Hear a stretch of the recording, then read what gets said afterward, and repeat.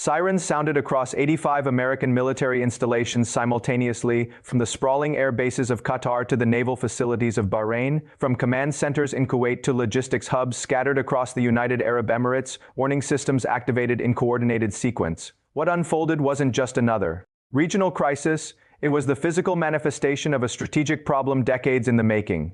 The United States had built the most expensive, sophisticated military infrastructure in history across the Persian Gulf, tens of billions of dollars invested in air defense systems, hardened command facilities, advanced early warning networks, and layers upon layers of protective technology, all of it designed to project invincible American power across one of the world's most volatile regions. Yet in a single coordinated operation, Iran demonstrated it could threaten every single installation at once using weapons that cost a fraction of what America had spent trying to defend against them. This is the paradox at the heart of what just happened.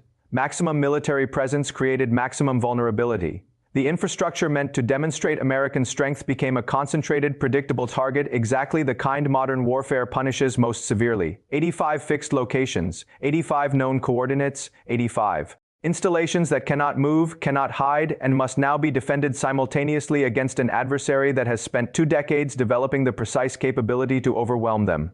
What happened in the Gulf forces an uncomfortable question that reaches far beyond the Middle East? If forward military presence no longer guarantees security, if it actually creates the vulnerability it was meant to prevent, then the entire architecture of American global power may need to be reconsidered, from the South China Sea to Eastern Europe. The same logic applies. The same weapons exist. The same mathematics of offense and defense. To understand why this changes everything, you need to understand what the Pentagon has known but refused to address for the past 15 years. The operation unfolded across 6 nations within a compressed timeframe that left little room for coordinated response.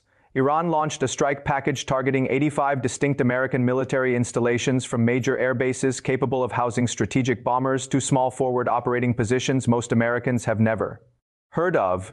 The geographic spread was deliberate: Qatar, Kuwait, Bahrain, the United Arab Emirates, Oman, and Saudi Arabia. Every country hosting significant U.S. military presence found itself inside the target set. The variety of targets told its own story: air bases with fighter squadrons and surveillance aircraft, naval facilities supporting carrier strike groups and coastal patrol operations, logistics hubs storing fuel, ammunition, and equipment for regional contingencies, command centers coordinating operations across multiple theaters, missile defense batteries positioned to intercept threats, communications installations linking Gulf forces to global networks, troop concentrations at training facilities, and temporary deployments. Iran didn't focus on a single category of target. It demonstrated the ability to threaten the entire ecosystem of American military infrastructure simultaneously. This wasn't designed to cause maximum destruction. Casualty figures remained remarkably low. Many installations reported impacts in secondary areas rather than critical nodes. The objective was demonstration, proving reach, coordination, and most critically, the capacity to overwhelm defensive systems through sheer volume. American missile defense performed as designed. Patriot batteries, THAAD systems, and naval Aegis platforms intercepted numerous incoming projectiles. But the mathematics were unforgiving. In several locations, the number of simultaneous threats exceeded interception capacity. Some missiles got through not because defenses failed, but because they were simply outnumbered. This represents a qualitative shift from everything that came before. Previous Iranian strikes targeted one facility, maybe 2, precision demonstrations against isolated objectives. This operation proved something fundamentally different. Iran possesses the intelligence, coordination capability, and weapon stockpiles to threaten America's entire Gulf presence at once. The immediate response followed predictable patterns: alert levels elevated across remaining installations, diplomatic channels activated urgently, emergency briefings convened at the Pentagon, public statements emphasized the limited damage and robust defensive performance. What those briefings didn't emphasize what couldn't be said. Without acknowledging a strategic nightmare was simpler, the attack succeeded in its primary objective before the first missile ever launched. The immediate damage was limited, but the strategic damage was catastrophic because Iran just proved something the U.S. military has spent billions trying to prevent adversaries from learning. To understand what Iran actually proved, we need to go back to the moment America decided that projecting power meant building permanent bases in someone else's backyard, and why that decision contained the seeds of today's vulnerability. It began with the Carter Doctrine in January 1980. Standing before Congress, President Carter declared that any attempt by outside forces to gain control of the Persian Gulf would be regarded as an assault on vital American interests, repelled by any means necessary, including military force. It was a commitment, but not yet a permanent presence. The logic was over-the-horizon capability. American power that could reach the Gulf when needed but didn't require vast standing infrastructure in the region itself. That changed after the 1991 Gulf War. What started as a temporary deployment to liberate Kuwait evolved into something far more enduring. Air bases used during Desert Storm didn't close after the ceasefire. Naval facilities established for the campaign remained operational. Logistics networks built for a 6-month war became permanent fixtures. The justification was straightforward. Saddam Hussein remained in power, the region remained unstable, and maintaining presence meant maintaining deterrence. Temporary became permanent almost without anyone noticing the transition. Then came September 11th and the wars that followed. The U.S. footprint exploded. Afghanistan and Iraq required massive logistics infrastructure, and the Gulf states became the backbone of that supply chain. Air bases expanded to accommodate increased sortie rates. Ports grew to handle the flood of equipment and supplies. Command centers multiplied to coordinate operations across multiple theaters simultaneously. What was designed as expeditionary infrastructure for rapid response became institutional, enormous installations supporting sustained combat operations across 2 simultaneous wars. During this period, the strategic logic kept evolving. After 9/11s, the goal was rapid response capability against terrorist networks. During the Iraq War, it became sustained operational support for occupation forces. After the Arab Spring destabilized the region further, the presence transformed again, this time focused on regional stability and containing Iranian influence. Each phase added layers. Each crisis justified expansion. The numbers tell the story. A few major bases in the 1990s grew into 85 installations of vastly different types and sizes by the 2010s. Major air bases like Al Udeid in Qatar, capable of supporting strategic bombers and global reconnaissance operations. Naval facilities in Bahrain hosting the Fifth Fleet. Sprawling logistics centers pre-positioning equipment for potential contingencies, intelligence facilities monitoring communications across the region, special operations compounds for counter-terrorism missions, cooperative security locations, so-called lily pad bases designed for rapid reinforcement during crises, the infrastructure. Accumulated installation by installation, each addition justified on its own merits. What never happened was a comprehensive risk assessment asking whether the cumulative presence created strategic vulnerability. Each expansion was evaluated individually. No analysis examined what it meant to concentrate so much American military power in such a small contested geographic space within range of a determined adversary.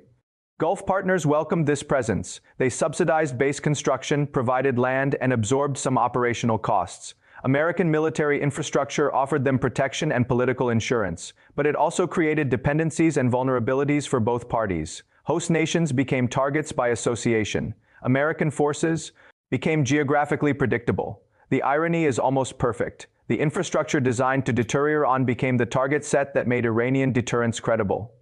By 2020, the U.S. had built exactly what military theorists warn against: a large, predictable, immobile target, and Iran had spent 2 decades developing exactly the weapons needed to exploit it.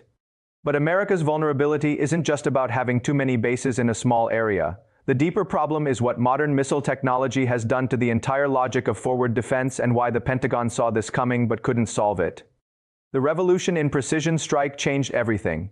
GPS guidance, inertial navigation systems, and terminal maneuvering technology transformed missiles from area weapons into precise instruments. What once required cutting-edge aerospace engineering became accessible to mid-tier military powers. Iran didn't need to match American technological sophistication. It needed missiles accurate enough to threaten fixed installations, and that threshold became achievable 2 decades ago. Iran's missile development followed a patient, methodical strategy, not cutting-edge innovation but relentless accumulation. Factories producing solid fuel missiles in sufficient quantities to matter. Guidance systems accurate within meters rather than kilometers, good enough when your target is a stationary airbase. Variety in range. Payload and launch platform to complicate defensive planning. By the early 2020s, Iran possessed thousands of missiles spanning categories from short-range tactical systems to medium-range precision weapons capable of reaching any point in the Gulf. Then came the cost equation, the mathematics that makes this problem fundamentally unsolvable. Iranian missiles cost somewhere between $50,000 and $500,000 to produce, depending on sophistication. American interceptors cost $1 to $3 million each. The installations they defend cost billions. An airbase represents decades of investment. A single Patriot battery defending it costs roughly $1 billion to acquire and maintain. But here's the trap. The attacker can always afford more missiles than the defender can afford interceptors.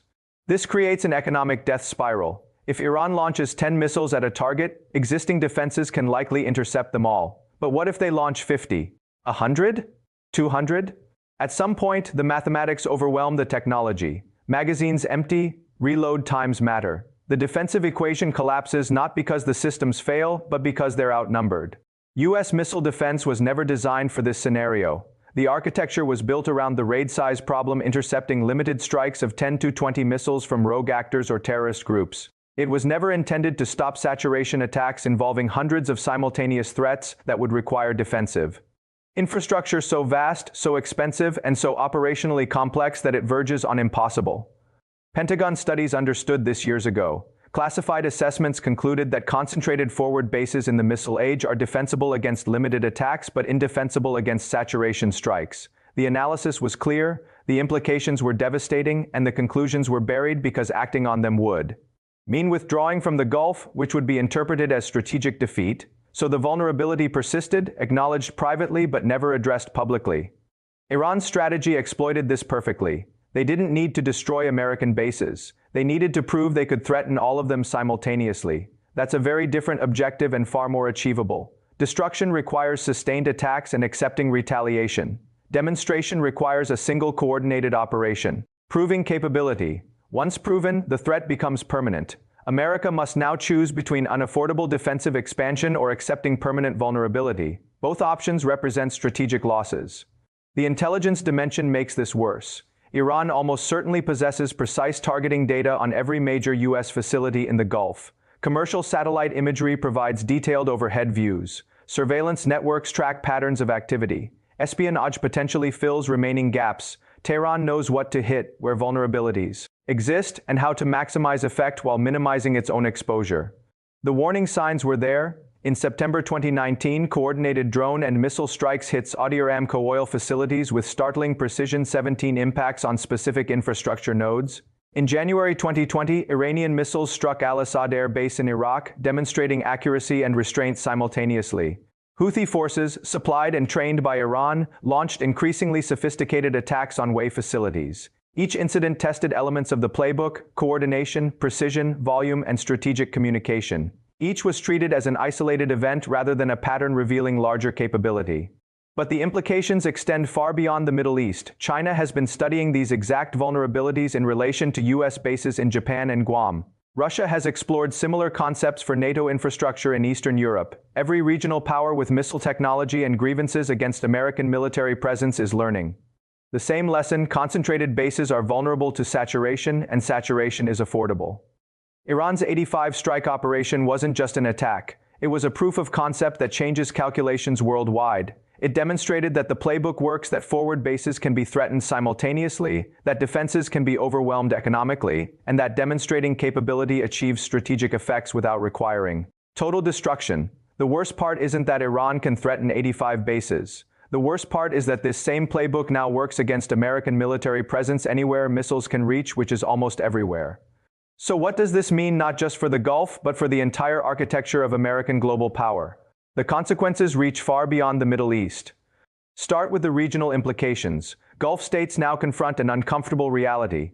American military presence doesn't guarantee protection. It might actually increase their vulnerability by making them targets. Every installation hosting U.S. forces becomes a priority objective in any Iran conflict scenario. What was sold as a security umbrella now looks more like a lightning rod. This fundamentally shifts strategic calculations. Smaller Gulf states are already experts at hedging, maintaining relationships with multiple powers to ensure survival regardless of which way regional winds blow. This incident accelerates that logic. Expect more outreach to Tehran. More diplomatic flexibility, more willingness to pursue independent accommodations rather than relying exclusively on American security guarantees. Then there's the credibility crisis. If the United States can't defend its own military infrastructure, how credible are security commitments to partners? The Gulf states host American forces partly because that presence signals Washington's willingness to defend them. But if those forces are themselves vulnerable, the signal distorts. Guarantees backed by vulnerable assets carry less weight than guarantees backed by defensible power. Now expand the lens globally. Every forward U.S. military installation now faces the same questions about vulnerability to saturation strikes. Japan hosts dozens of American bases. South Korea maintains a permanent U.S. troop presence backed by extensive infrastructure. Guam serves as the strategic anchor for Pacific operations. All of them sit within range of Chinese missile forces that dwarf Iran's arsenal both in quantity and sophistication. China has been developing precisely this capability for 2 decades under the label of anti-access or area denial strategy. The concept is straightforward: make it prohibitively dangerous and expensive for American forces to operate near Chinese territory by threatening bases, naval assets, and logistics infrastructure with overwhelming missile fire. What Iran just demonstrated in the Gulf validates China's entire strategic approach. It proves the concept works. It shows that concentrated American bases can be threatened simultaneously, that defenses can be saturated, and that the cost advantage favors the attacker. Beijing is undoubtedly studying this operation in detail, not for tactical lessons, but for strategic confirmation. Russia is watching too. NATO's eastern flank depends on infrastructure in Poland, the Baltics, and Romania. Much of it is known, fixed, and within range of Russian precision strike systems. The same logic that applies in the Gulf applies in Eastern Europe. Concentrated forces are vulnerable forces. The economic implications are staggering. Defending forward bases against saturation attacks would require vastly expanded missile defense architecture, more batteries, more interceptors, more radars, more integration, more redundancy. Estimates for truly robust defense of existing installations run into hundreds of billions of dollars. And even then, success isn't guaranteed. The attacker retains the advantage of choosing when, where, and in what volume to strike. Defense must be perfect everywhere simultaneously. Offense only needs to succeed somewhere once. This creates an impossible strategic choice. The United States can't easily withdraw from forward positions without signaling weakness, emboldening adversaries, and alarming allies. But staying requires either accepting permanent vulnerability or making defensive investments so enormous they strain budgets and offer no certainty of success. Both options represent strategic setbacks. Alliance implications compound the problem. Countries hosting U.S. forces must now recalculate whether the benefits outweigh the risks. Does American presence deter aggression, or does it invite targeting? Japan has grappled with this question for decades regarding Okinawa. Gulf states are asking it now with new urgency. Poland and the Baltics may ask it next. When host nations start viewing American military infrastructure as a liability rather than an asset, the entire alliance framework weakens. There's also an intelligence dimension that can't be ignored. If Iran coordinated strikes on 85 installations, it suggests either a failure to detect preparations or an inability to prevent execution despite detection. Both possibilities are troubling. Either American intelligence missed the planning and logistical preparation for an operation of this scale, or it detected the threat but lacked options to stop it. And finally, the strategic communication victory. Iran demonstrated formidable capability without triggering full-scale war. Casualties were limited, damage was controlled, but the message was unmistakable. We can reach you anywhere, anytime, all at once. That message resonates regionally and globally. It shifts perceptions of power, without requiring the risks and costs of sustained conflict. The parallels to Ukraine are striking. That war demonstrated repeatedly that concentrated military infrastructure is vulnerable to precision strike. Ukrainian forces adapted by dispersing, concealing, and staying mobile. Russian forces that remained concentrated ammunition depots, command posts, troop assembly areas paid heavily. The lesson is consistent. In the missile age, concentration equals vulnerability, distribution equals survival. This isn't just about whether America can defend its Gulf bases. It's about whether the entire model of forward military presence, the foundation of U.S. global power since 1945, still works in the missile age, which raises the unavoidable question: what can the United States actually do now? Every option involves painful trade-offs, and some may already be too late. Option 1. Massive defensive expansion. Deploy additional missile defense batteries across every significant installation. Expand early warning networks. Add layers of active protection systems. Create redundancy so that if one defensive layer is overwhelmed, others remain. On paper, this addresses the vulnerability directly. In practice, It's economically prohibitive and operationally unworkable. Estimates for truly comprehensive defense of all 85 installations run beyond $200 billion, and that's just initial deployment, not sustainment costs over decades. The operational complexity is staggering, coordinating dozens of separate defensive systems across 6 countries, maintaining readiness simultaneously, ensuring interoperability, and even after all that investment, there's no guarantee it stops a sufficiently large saturation attack. The cost equation still favors offense. This option offers psychological reassurance more than strategic solution. Option 2. Strategic withdrawal. Consolidate presence to a handful of heavily defended major bases, abandoning smaller installations that can't be adequately protected. This solves the vulnerability problem by reducing the target set. Fewer locations mean concentrated defensive resources and less surface area to cover, but it creates a credibility crisis. Allies interpret withdrawal as weakness. Adversaries view it as victory. Gulf states question whether American security commitments mean anything if Washington retreats under pressure, and consolidation opens strategic space. Smaller installations served purposes beyond their military function.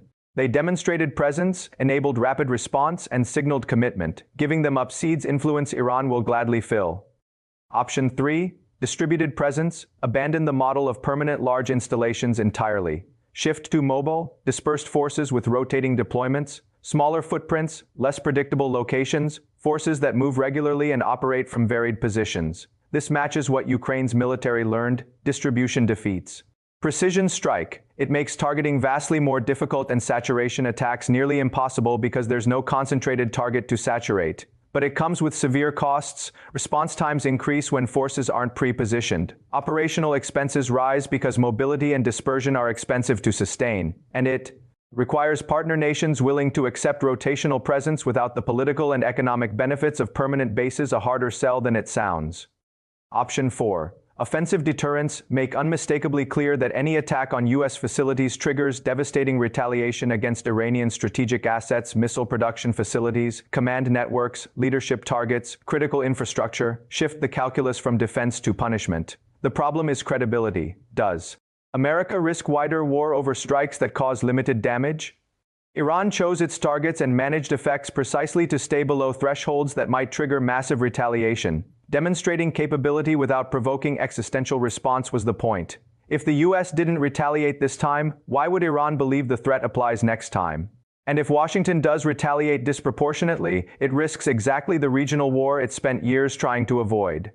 None of these options are clean. Each involves accepting costs that previous strategies sought to avoid. Iran, meanwhile, now holds leverage it didn't possess before. Having demonstrated capability, Tehran can use it diplomatically, demanding behavioral changes, seeking concessions, or simply letting the threat linger as background pressure shaping American and Gulf state decisions. The capability doesn't need to be used again to remain effective. Knowing it exists changes calculations permanently. Gulf states face their own recalculations. Some may pursue independent accommodations with Iran, seeking to reduce their own vulnerability through diplomacy rather than relying on American protection that proved less robust than advertised. Others may demand additional security commitments from Washington, more defensive systems, more explicit guarantees, more American skin in the game. All will reassess the cost-benefit analysis of hosting U.S. forces. When presence becomes liability, relationships strain. China and Russia are drawing conclusions. How America responds in the Gulf influences their calculations elsewhere. If Washington accepts vulnerability, Beijing gains confidence that its own missile forces can hold U.S.-specific bases at risk. If America withdraws, Moscow interprets it as validation that pressure works. If the U.S. massively expands defenses, adversaries learn they need even larger missile arsenals. Every response teaches lessons that extend beyond the immediate crisis. There's a diplomatic dimension too. Does this create pressure for U.S.-Iran negotiations, using the demonstration of capability as leverage for sanctions relief or behavioral agreements? Or does it harden positions, with Washington refusing to negotiate under threat and Tehran refusing to surrender newly proven leverage? Political constraints in both capitals make meaningful negotiation difficult even when strategic logic suggests it might be wise. And there's a timing problem. Any major shift in U.S. force posture takes years to implement. Defensive expansion requires procurement, deployment, and integration timelines measured in years. Strategic withdrawal requires diplomatic preparation and careful sequencing. Distributed presence demands new infrastructure and agreements. During all that time, vulnerability persists. Iran knows it, Gulf states know it, and adversaries worldwide are watching. Perhaps most troubling, Iran now knows this playbook works. They can refine it, share it with proxies, or even sell the operational template to other actors. The knowledge proliferates. What was demonstrated once becomes replicable anywhere. Whatever America decides, one thing is certain: the Gulf military presence that existed before. These strikes cannot continue unchanged. The only question is whether the change is chosen or forced. So where does this leave us? Not just with a tactical problem in the Gulf, but with a fundamental question about power, vulnerability, and what military strength actually means in an age when yesterday's assets become tomorrow's liabilities. Return to where we began. America built 85 installations to project invincible strength, and in doing so created 85 vulnerabilities that adversaries can now exploit. The paradox is complete. Maximum presence produced maximum risk. The infrastructure meant to demonstrate unassailable power became the proof that such power no longer exists in the form we imagined. This isn't about Iranian technological sophistication. Iran didn't invent revolutionary weapons or achieve breakthroughs beyond American reach. This is about how modern weapons, accessible, affordable, and accurate enough, have changed the fundamental mathematics of defense. When offense costs less than defense and attackers can always add volume faster than defenders can add protection, the equation breaks. No amount of technology solves a math problem this structurally unfavorable. History shows us the pattern. Every military revolution eventually renders previous advantages obsolete. Fortresses dominated medieval warfare until artillery made stone walls liabilities instead of assets. Battleships ruled the seas until aircraft carriers made them vulnerable floating targets. Nuclear weapons made mass armies less decisive by changing what victory itself could mean. Each transition was resisted by those who built power on the old model. Each transition happened anyway. We may be witnessing another such shift. The age when forward bases equaled strategic advantage may be ending, replaced by an era when concentration equals vulnerability and mobility equals survival. If that's true, then everything built on the old assumption requires rethinking, not just in the Gulf but globally. This doesn't mean American military decline, it means adaptation is necessary. The United States has reinvented its approach to warfare before and emerged stronger. But adaptation requires acknowledging that what worked yesterday doesn't work today, and that acknowledgement has been slow in coming. Meanwhile, everyone is learning the same lesson simultaneously. Gulf states are recalculating what American presence means for their security. China is studying how the same principles apply to the Pacific. Russia is drawing conclusions about NATO. Smaller powers with regional ambitions are noting that sophisticated missiles defeat expensive bases. The coming years will see widespread strategic adjustment as every actor recalculates what military presence, deterrence, and power projection actually mean in the missile age. The questions now are profound. Can the United States reinvent its approach to global presence before adversaries fully exploit current vulnerabilities? Will allies accept the risks and uncertainties that new defense models inevitably bring? And most critically, if concentrated forward bases no longer provide the security they once did, what does American global military leadership actually look like in the decades ahead? Iran's 85 strikes may be remembered not for the damage they caused, which was limited, but for the strategic era they ended. The demonstration mattered more than the destruction. What was proven can't be unproven. What was revealed can't be hidden again. The question isn't whether Iran can strike 85 American bases. The question is whether the United States can reimagine global power before the next adversary proves the same point somewhere else.